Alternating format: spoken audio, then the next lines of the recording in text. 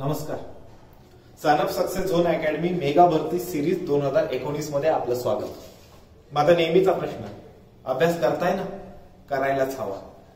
मागच्या व्हिडिओमध्ये आम्ही तुम्हाला पोलीस भरतीविषयी माहिती दिली.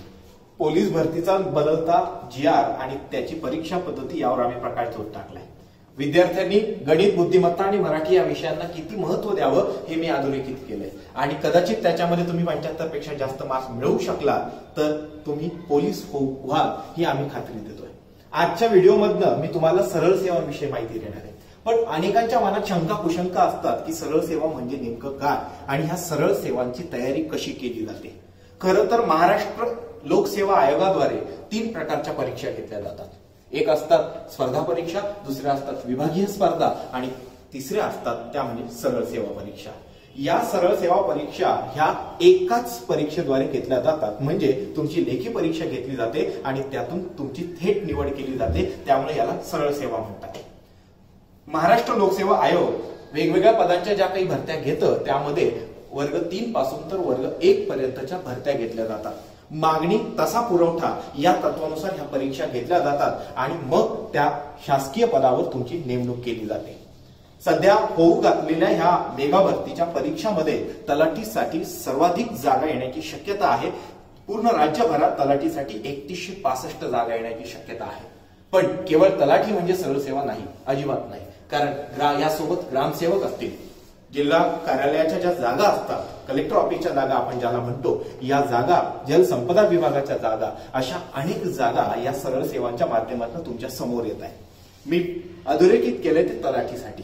पण या व्यतिरिक्त अनेक ग्रामसेवक असतील, जलसंपदा असतील, कलेक्टर ऑफिसच्या जागा यांच्याही वेगवेगळ्या तुम्हाला जागा येणार आहेत.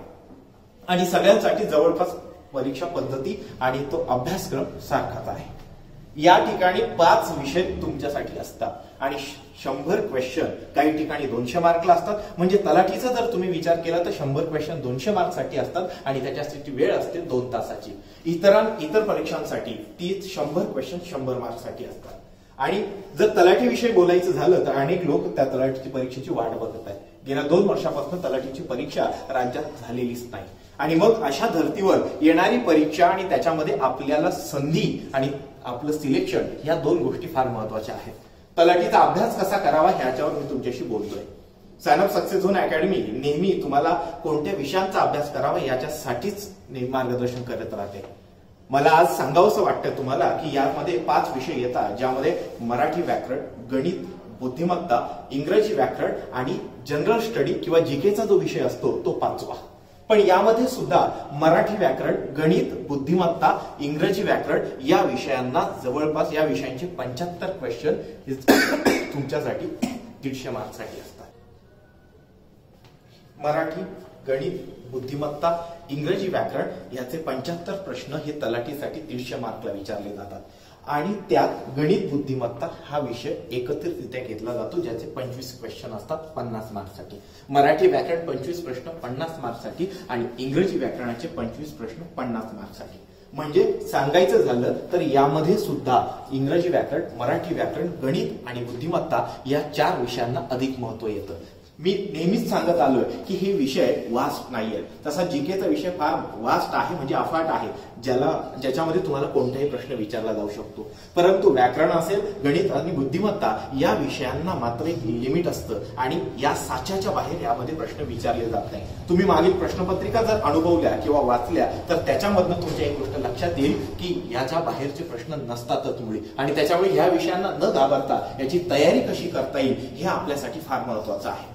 मी मागच्या व्हिडिओतही तुम्हाला हेच सांगितलं की ह्या 3 विषयांना महत्व दिलं, मराठी, गणित आणि बुद्धिमत्ता, तर पोलीस भरतीसाठी फायदा होईल आणि ते नक्कीच आहे. यानंतर मी आजच्या व्हिडिओमध्ये तुम्हाला सांगतोय की इंग्रजी व्याकरण, मराठी व्याकरण, गणित आणि बुद्धिमत्ता ह्या 4 विषयांकडे जर तुम्ही लक्ष दिलं तर या महाराष्ट्रातली कोणतीही नोकरी तुम्हाला रोखू शकणार नाही. मग ती तलाठी असो किंवा इतर कोणतीही नोकरी असू द्या. आणि त्याच्यामुळे तुमचा फोकस ह्या 4 विषयांकडे असायला हवा. आणि हे 4 विषय अगदी नवीन जरी विद्यार्थी असतील, काल परवा जरी त्यांनी अभ्यासाला सुरुवात केलेली असतील, असे विद्यार्थी सुद्धा या परीक्षांमध्ये यश संपादन करू शकतात. फक्त गरज आहे ती तुमच्या अभ्यासाची आणि नियोजनपूर्ण अभ्यासाची. जर कदाचित तुम्ही ते करू शकला तर येणाऱ्या या 36,000च्या मेगा भरतीमध्ये तुमचा नंबर नक्की लागेल, हेच आम्हाला तुम्हाला सांगायचं आहे. तर मराठीचा अभ्यास नेमका कसा करावा, इंग्रजीचा कसा करावा, गणित बुद्धिमत्ता ह्याविषयी तुम्हाला थोडंसं मार्गदर्शन करतो. गणित हा विषय तसा फार छोटा आहे, सगळ्यात सोपा आहे, पण गणितामध्ये तुम्हाला पंढरीनाथ राणेचं पुस्तक तुम्ही जर वापरलं तर त्यातनं फायदा होईल. बुद्धिमत्तेसाठी दीपस्तंभचं किंवा पंढरीनाथ राणे या दोन्ही पुस्तकांपैकी कोणतंही वापरा. मराठी व्याकरणासाठी मोरा वाळिंबेंचं पुस्तक असेल आणि इंग्रजी व्याकरणासाठी तुम्ही बाळासाहेब शिंदे किंवा मार्केटमध्ये असणारे रामदास वा अशी पुस्तकं जर वापरली तर कदाचित परीक्षेसाठी तुम्हाला फायदा होईल. पण याही पलीकडे जर तुम्हाला समजण्यासाठी प्रॉब्लेम येत असेल तर आमच्या सन ऑफ सक्सेस झोनच्या नोट्स अशा पद्धतीने आम्ही त्या डिझाईन केलेल्या आहेत की ज्यामधनं अगदी नवीन विद्यार्थी सुद्धा शिकू शकेल आणि त्याला या स्पर्धा परीक्षांबद्दल किंवा सरळ सेवांबद्दल जागृती निर्माण होईल आणि त्याला त्याची आवडही निर्माण होईल. आणि तोच प्रयत्न आम्ही गेल्या काही दिवसापासून करतोय. आमच्या ह्या सिरीजचा आज कदाचित 3रा दिवस आणि 3रा व्हिडिओ तुमच्या समोर येतोय, परंतु आम्ही लक्ष करतोय अशा विद्यार्थ्यांना जे विद्यार्थी गेल्या कित्येक वर्षापासून अभ्यास करतायत, 2 ते 3 वर्ष झालेली असतील, काही 4-5 वर्षापासून अभ्यास करतायत. एमपीएससी पासून PSI STI असिस्टंट किंवा पुढे सरळ सेवा, पोलीस भरती अशा अनेक परीक्षा देत आहेत. SSC असेल, RRB असेल, रेल्वेच्या RPFच्या एक्झाम असतील, अशा एक्झाम देऊनही त्यांना सक्सेस मिळत नाहीये. आम्ही लक्ष करतोय अगदी तुम्हाला, हो तुम्हालाच. तुम्ही अनसक्सेसफुल का आहात, तुम्ही अयशस्वी का होताय, त्याचं उत्तर आमच्या प्रत्येक व्हिडिओमधनं तुम्हाला मिळेल. कारण आपण परीक्षा करताना नेमका फोकस कोणता करावा ना, हाच मुळात मोठा प्रश्न तुम्हाला पडतोय. आणि खरं तर शाळेपासूनची जी बेसिक तयारी आहे त्याच तयारीत तुम्ही या सगळ्या परीक्षा देऊ शकता. आणि शासन सुद्धा किंवा आयोग जो आहे तुम्हाला अशाच पद्धतीने प्रश्न विचारतो. परंतु गेल्या काही वर्षापासून स्पर्धा परीक्षांमधली जी काही कॉम्पिटिशन आहे ती इतक्या प्रचंड वेगाने वाढते की तुमच्यासाठी विचारले जाणारे प्रश्न आहेत यांचं स्वरूप हळूहळू आता बदलत चाललंय. त्या बदलत्या स्वरूपाकडे आपल्याला फोकस करायचा आहे. आणि म्हणून मी तुमच्यासाठी गणित, बुद्धिमत्ता, मराठी आणि इंग्रजीचे रोज एक व्हिडिओ घेतोय. पहिल्या व्हिडिओमधनं मी फक्त माहिती देतोय आणि नंतरच्या व्हिडिओमधनं तुम्हाला प्रत्येक विषयाचा सखोल अभ्यास आणि त्याचं नियोजन.